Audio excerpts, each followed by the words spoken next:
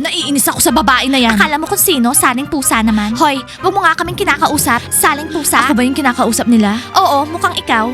Ano bang problema nyo dyan, mga butete? Huwag ka na nga makipag-argue sa kanila, hindi pinapatulan yung mga yan. Girls, ituloy na nga lang natin yung pinag-uusapan natin. Kasi kung papatulan natin yung mga facts na yan, sayang yung oras. Thank you, Ice. Girls, para sa inyo, malalaking cups. Kasi alam ko, magugustuhan nyo yan.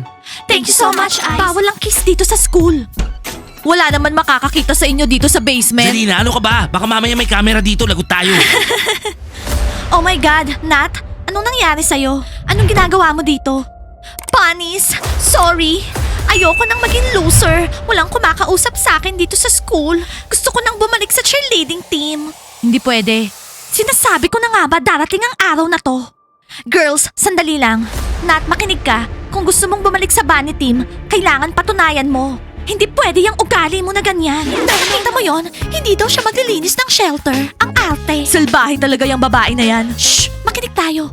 Sige na, gusto mo, pustahan pa tayo eh. Hindi ako makikipagpustahan sa'yo. Hindi ko naman siya aagawin sa'yo, no? Promise. Babalik ko rin siya. Ano, Timur? Deal? Guys, tapusin nyo na yan ha. In 10 minutes, magte-training na tayo. Ano, Timur? Deal? O sige, paig na ako, deal. Ano bang premyo ha? Ano na lang, cinema tickets. Kung ganun, pwede kong i-date si Diana. Okay, Romeo, witness ka. Tara guys, training na tayo. Romeo, ano pang hinihintay mo? Hi, Rats. Hi, Rats. Hello. Alisin na lang natin tong mga letters na to. Tsaka tong carpet. Hindi, kailangan natin ng carpet. Saan tayo uupo? Okay girls, meron na tayong sariling poster. Gumawa na ako. Blondie, saan naman galing yan?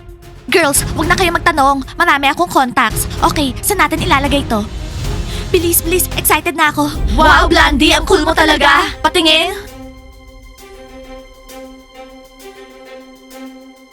Wow, mas maganda yung poster natin kesa sa bunnies. I'm proud, isa akong frogs. Ngayon meron na tayong dressing room na may poster ng frogs. Ako nagbayad niyan. Ibili niyo ako ng banana latte mamaya. Okay, girls? Okay, no problem. Isipin natin saan natin ilalagay yan. Excited na ako.